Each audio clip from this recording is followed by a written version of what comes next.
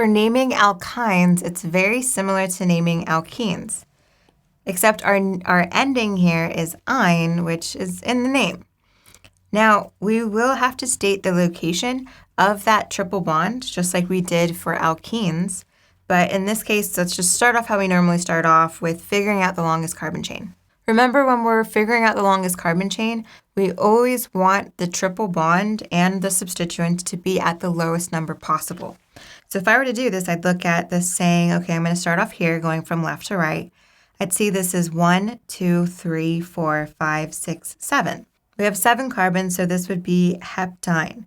So here I have that 3, that's just representing the location of that triple bond.